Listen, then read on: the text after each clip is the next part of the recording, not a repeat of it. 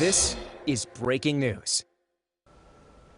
Officials are giving an update on that large water main break in Branchbrook Park. It's causing major issues in Belleville and Newark, New Jersey. Let's go. We started aggressively, exercising our valves, went into our emergency operations mode to isolate the water break. So as of now, we're about 95% of our isolation of those large valves is complete. Right, we're just backtracking on some of the large valves to penetrate the low leakage that may still be happening. Most of earlier today when I spoke with you, I told you the entire West Ward, parts of the North, South, and Central were affected. Right now, the water pressure is starting to climb back up. It's starting to pressurize the system as we isolated most of the large valves from the leakage. So when you do that, the ball water advisory is still in effect until we continue to do testing for the next 24 hours, right?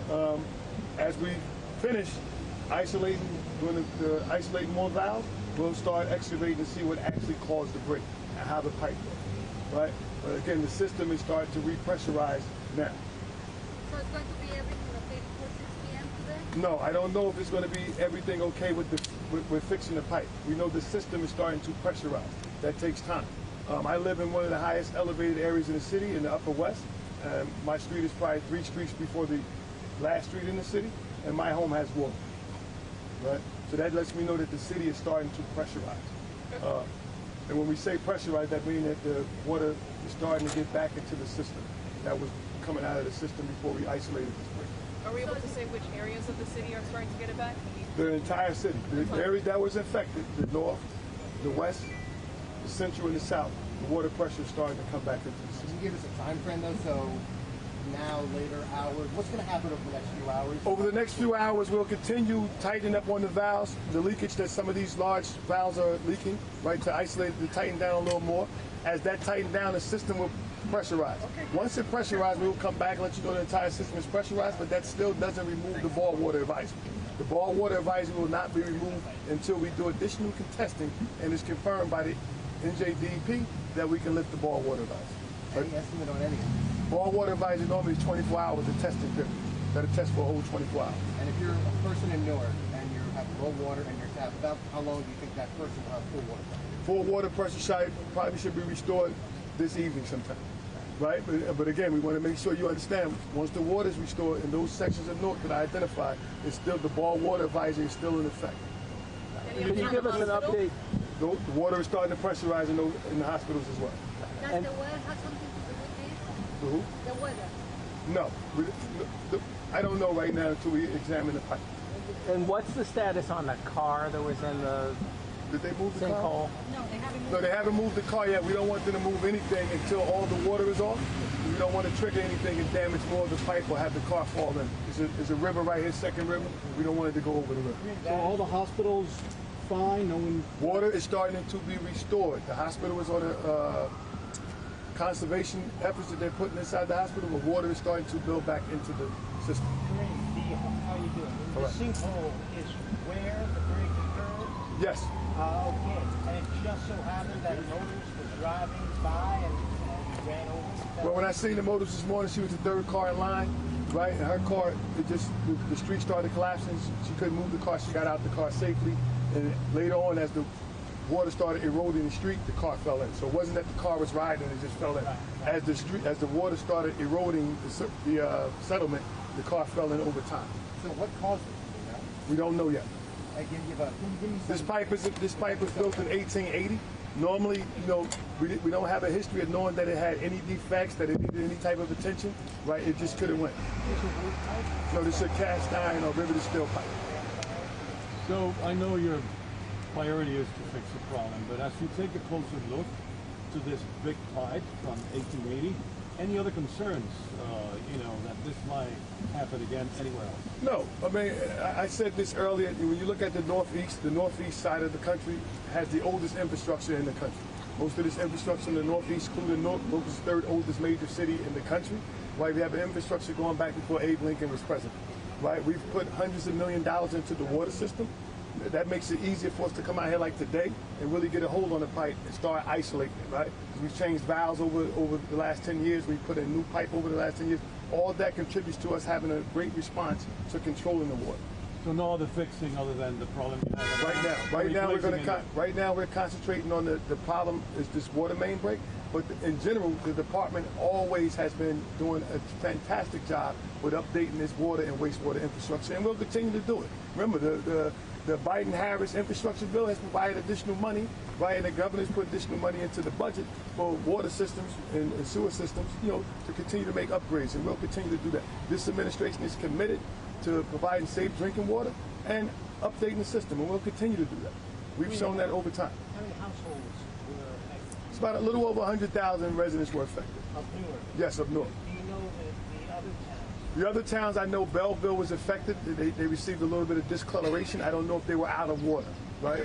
Bloomfield called because it was this leak was drawing a large amount of water, high volume of water. So Bloomfield was affected because they seen discolored water. Where is the water coming from and going to? The water is coming from the treatment plant, our transmission line. This is a transmission line that fell. The Quantum plant? Right, it's the Pequannock plant. All right.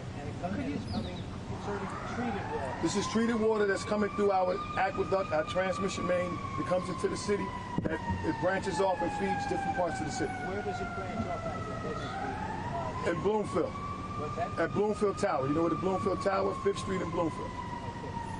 So once you fix So it, could you tell us in terms of water for the fire department in case of an emergency or fire today, are there any special provisions being made for them? Yes, so I have the county OEM, the Newark Department of OEM, and the state OEM has coordinated. They're moving tankers into the city for fire suppression, right? And the neighboring towns are on notice that if a fire happened, they will help us respond with Like water. a mutual aid? The mutual aid.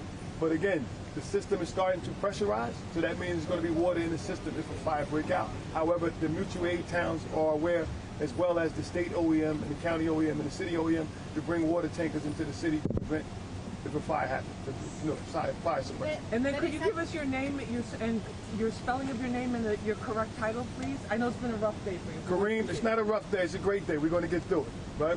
The city of Newark and its residents, they stand by what we're doing. We got great residents, they understand when we have problems, we come together to get them fixed. We want to thank them for that, for their patience and their due diligence as we usher through this moment. My name is Kareem Adeem, Kareem Adeem. I'm the director at the City of Newark Department of Water and Sewer Utilities. Kareem, just to understand the magnitude of this problem when it happened, if this would have been in a different location, residential, commercial, a whole different story? No, it would have been the same story. It may have been more houses or something flooded. We're happy that it wasn't in a residential area because it would have been more damage that was done to some residential houses or commercial property. We're happy that it's in this area because it's a little isolated and the water is not ripping up or flooding anyone's basement or damaging any property besides the roadway.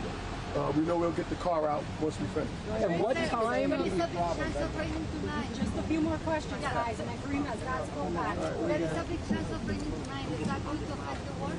No, the rain wouldn't affect us making repairs on this pipe or isolating what we're doing. We're almost finished with the isolation. What time, what's the exact time that this happened? And how long does that... The water distribution is continuing to go on. We started that, I think, about 8:30. And various partners that's contributing to that, the mayor's community response team, our department of OEM, the county's OEM, and the state OEM, they all coordinate to make sure we're delivering water to those affected residents. Even our housing authority, everybody's on board. Do you have an exact time of when this happened? What time did this happen? We first started receiving calls between 5:45 and 6 a.m. So once you fix the immediate problem, Once we fix the immediate problem, you're going to replace the section of pipe, what are you going to do? when we fix that, our first thing is to restore water to the community. After we restore water to the community, we'll start looking at repairing this pipe, right? Repairing it, either replacing a section or a piece. We'll get back to you on that once we make the full details of what happened. Last question. Can you just characterize how massive this operation is?